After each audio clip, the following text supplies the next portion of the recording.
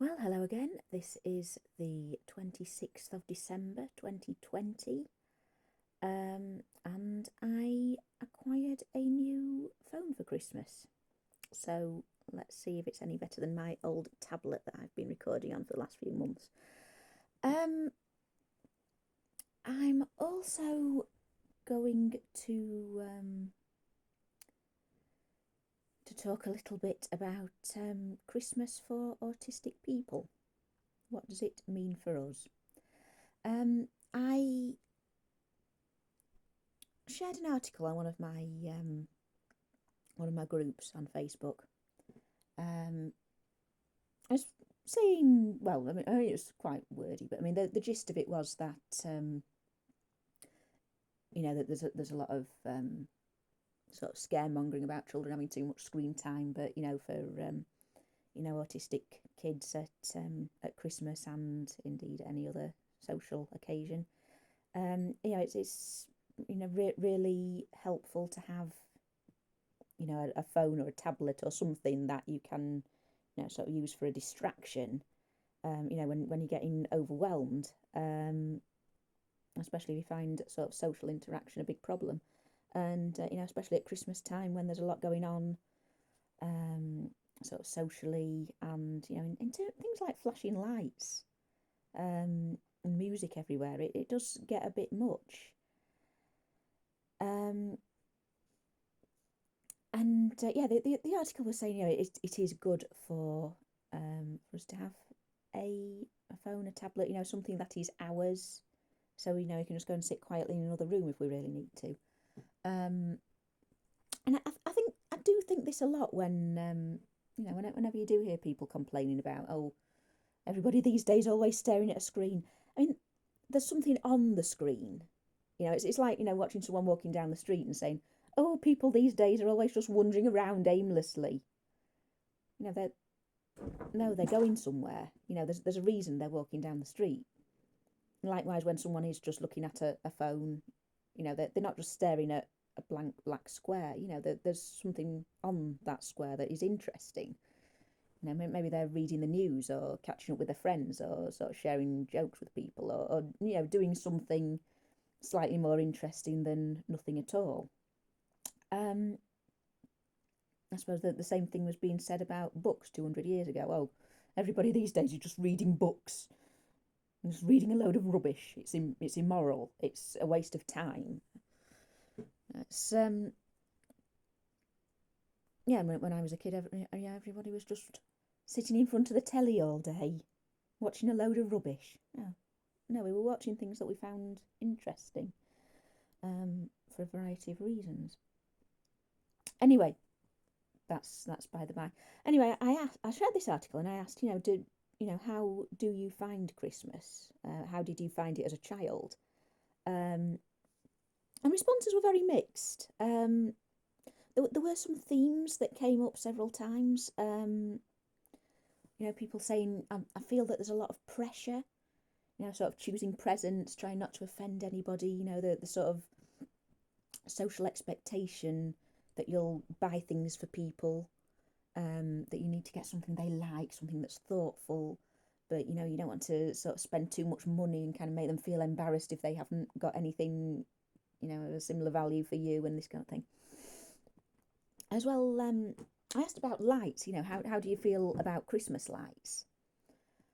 Because I find them quite distracting, not in a sort of entertaining, you know, beautiful, wonderful sensory way. I find them a draw, but they annoy me at the same time. Especially those that are kind of on two circuits, so it looks like the lights sort of hopping backwards and forwards. And the brighter and the faster they flash, the worse it is. And I sort of get into this kind of hypnotic state that I can't look away. And yeah, I'm really not a fan of Christmas lights. I mean, not to the point that go out and knock on my neighbours' doors and tell them to switch them off or anything, but to the point that it is a big irritation for me. Um, I find the music, Christmas music, is not really my thing. Let's say do get a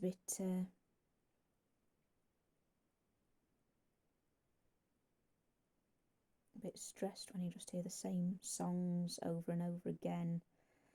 Um, I find carols very plodding, samey, quite banal. Um, Sort of modern Christmas songs again. I suppose when I was a kid, I sort of enjoyed a catchy tune, but there's only so many times you can hear the same song before it starts to grate. Um, yeah, I'm not a big fan of Christmas sights and sounds in that respect. I mean, I do like lights. These that are sort of a fairly modern fashion that just sort of gradually drift through several colours. I think they're very nice. They're sort of really high end ones that have a sort of shimmering, twinkling effect. They're pretty. They're nice, and I like the kind of old fashioned kind that just stay on or gradually fade on and off. I can deal with that. That's lovely. That's fine. Um, but yeah, the ones that just flash back and forth. No, no, do not like that at all. Um, I think some of the colours really don't go together as well.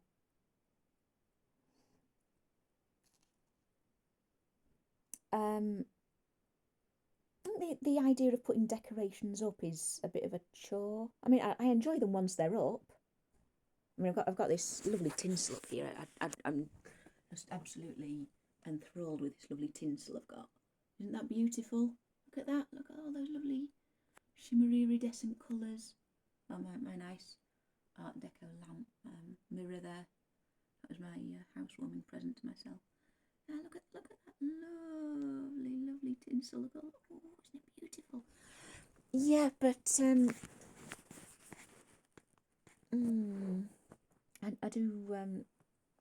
I do find it all a bit much. It makes me feel like the house is quite cluttered.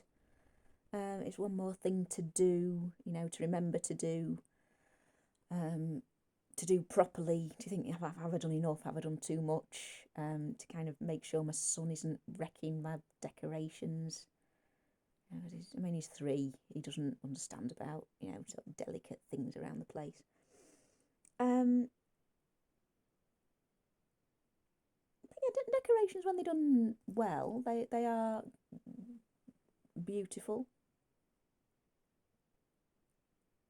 But I think a lot of the time they are just another thing to worry about. Are you doing it right? Have you done it at the right time? Are my decorations out of fashion? Are my decorations as good as the neighbours? I think that they are another thing that you can stress yourself too much about, especially if you are in the habit of stressing yourself. Um, I've covered gift giving, haven't I? Yeah, and there is a whole etiquette around receiving gifts as well, which is a great minefield for those of us who are not fantastic at um, reading people and reading social convention generally. The whole issue of thanking people, of what to do if you dislike a gift. Um,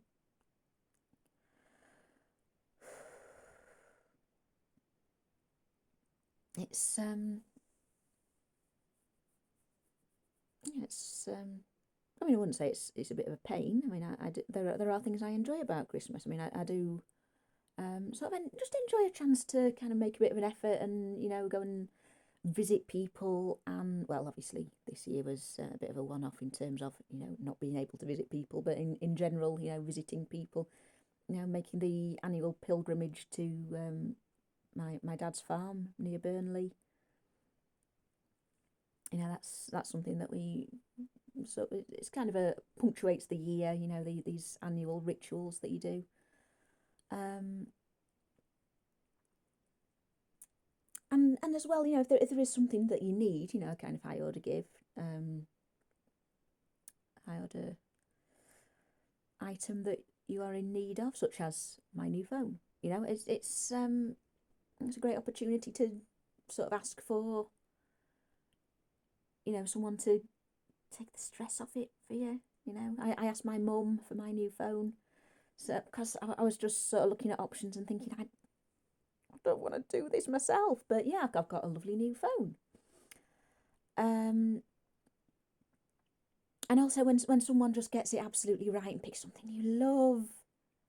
My best friend in law bought me this lovely T-shirt, which I'll show off. Oh, oh, got the little spoons in their rocket. Isn't that sweet? Oh, I love my button moon T-shirts. And when someone just hits that thing you need. Yes, thank you. I love you.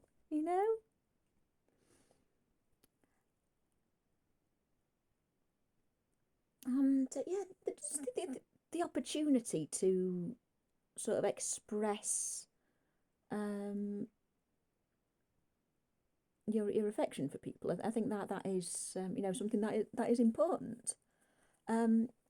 I think culturally as well. There's this. I mean, certainly in this country, it's kind of become this thing that everybody is invited to the party. It's become quite. It's not. It doesn't have the same religious overtones it did a few decades ago. It's. I mean, Christians still attach their own significance to it, but all the Muslims and atheists and everybody else can join in as much as they want. They can have a party, they can give gifts, they can give cards, they can decorate, they can, just have a good time, just enjoy what it means to them, enjoy spending time with their family, having a day off work, just making one day of the year that's different from all the others, a sort of collective birthday almost. I'd say I do feel for people who have birthdays around Christmas. I've known a few people with December birthdays or birthdays in just sort of after New Year. Say, oh, nobody ever comes to my birthday parties. Everyone's always skint around my birthday. A lot of people forget. I get given a lot of presents for birthday and Christmas at the same time.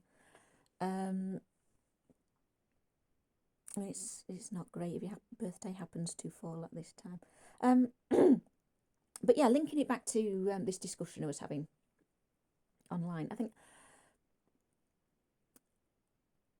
that there is a lot of pressure there. I mean, not just for adults. Yes, thank you, Zeb.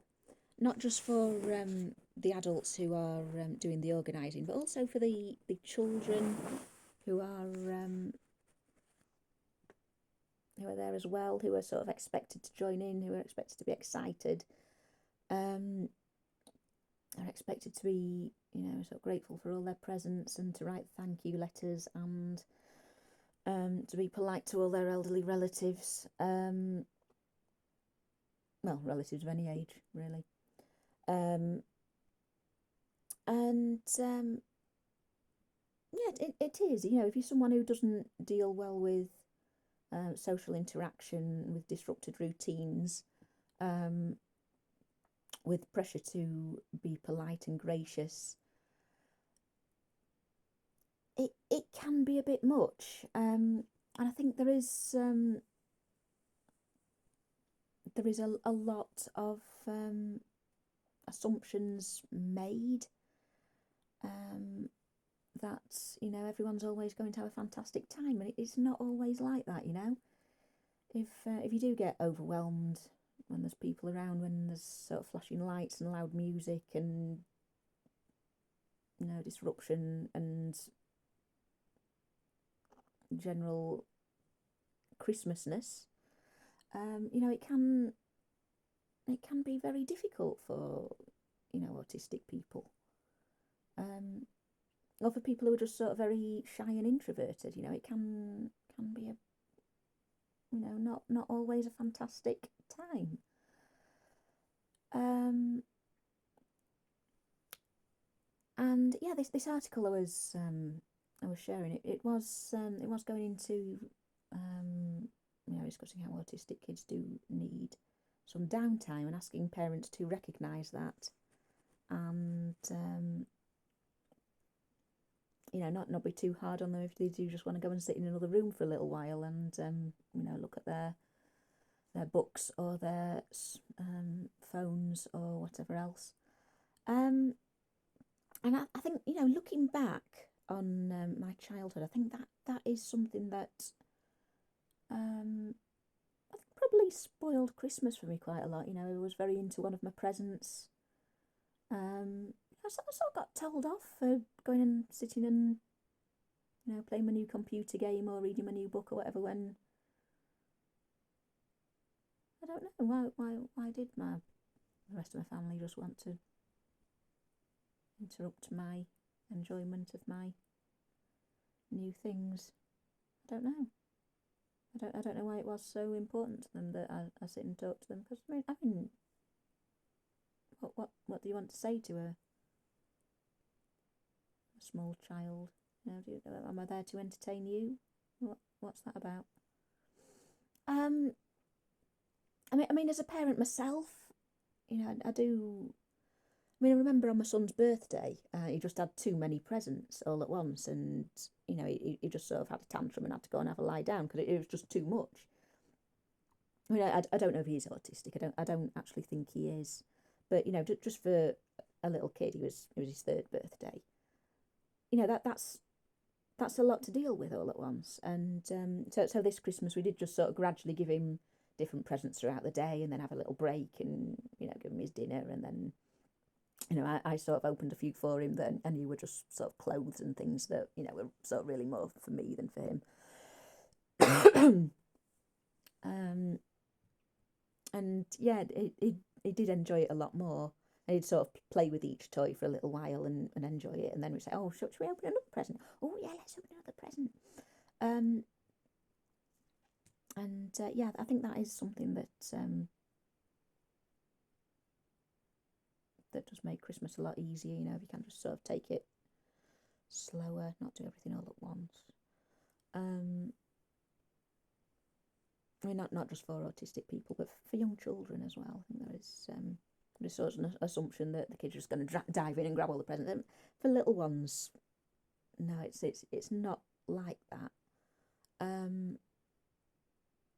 They do need time to sort of think about it and engage and digest what's just happened and then move on. Another thing that came up as well in the replies was Christmas dinner. A lot of people dislike the traditional Christmas dinner offerings.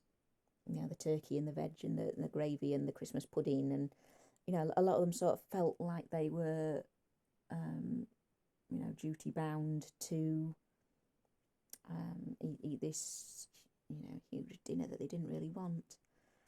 And again, I think it's something that's not so much a problem now because there are so many other options. There's always like vegan options now. You can have a nut roast or one of these kind of mushroom based alternative roast things. And there are some really tasty things around that you can have other than turkey.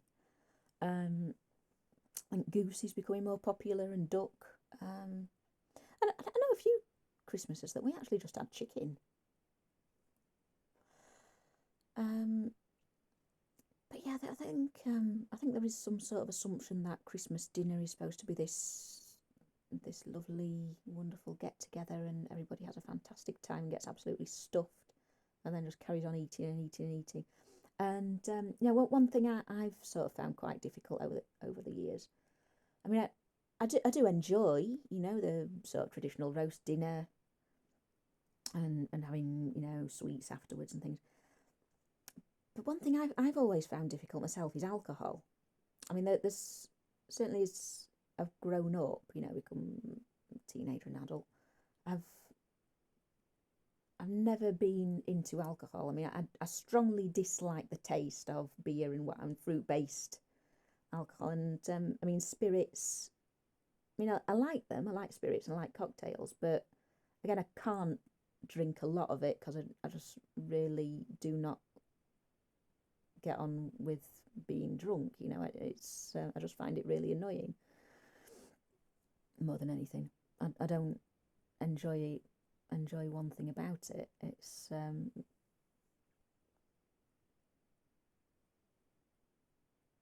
It's just an annoyance. Um,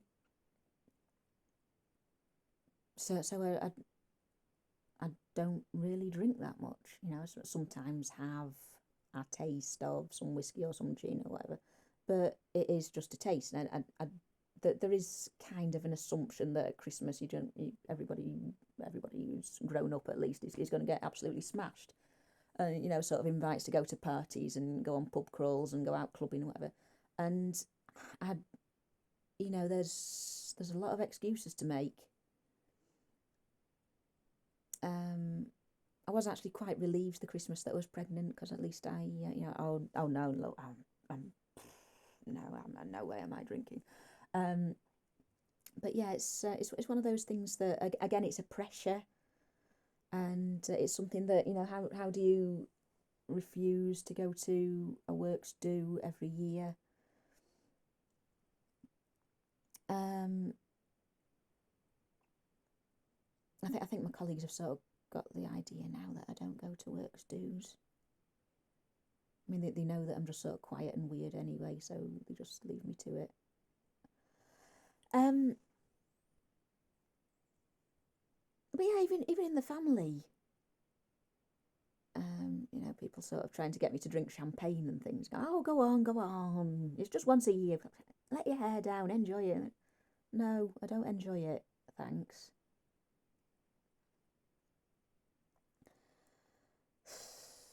Um, but again, that's just me. That is not a um, general autistic thing. But of course, it is an autistic trait to not particularly deal with pressure, or to be particularly into partying hard. Um, I know that there have been sort of discussions on some of my groups about the relationship with drugs and alcohol as well. I mean, some saying that they find it very helpful, um, in social situations. Some saying that smoking weed is really good for anxiety, which I don't know. I mean, I've met a few stoners and they're all the most paranoid people I've ever met. Well, maybe not the most, among the most. There does seem to be some sort of correlation with alcoholism and addictions in general. It's one of these things we sort of take to one extreme or the other. Either we, sort of like me, become anti-alcohol almost, and then some people who just take it a bit too far.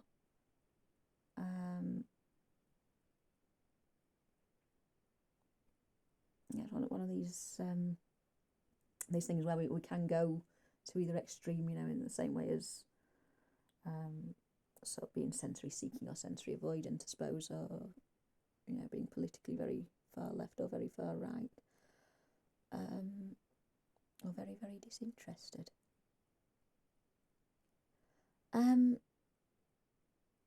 Yeah, so Christmas as autistics, I think it is something that it can under the right circumstances be enjoyable, but generally it is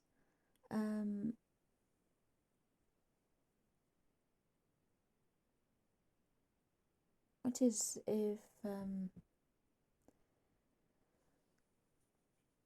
if not an absolute nightmare, at least something that does become a bit stressful. Yeah, and a lot of people are saying they kind of have bad memories of Christmases past with family that they really didn't get along with, and sort of quite traumatic events, with family rows and things. And yeah, I think that is something that I don't know if it is just an autistic thing, or I think probably neurotypical people do tend to have these issues as well, because it is such a memorable, emotional experience having a Christmas. And things that are disappointing, things that are stressful, it all becomes very heightened, whether you have that tendency or not. Anything that goes on at Christmas does sort of echo down through the years. And if you've sort of had a bereavement in the year, think, oh, this is like the first year I've been without my granddad at Christmas, and yeah, it can, because there is so much pressure to be happy and to have a fantastic time. I think you almost sort of feel guilt at not having a fantastic time sometimes, and that can that can just make everything twice as bad. I'm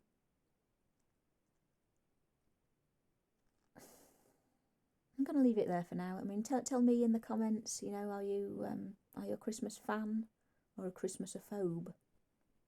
What memorable Christmases have you had? What is your experience of the season? And I'll see you next time.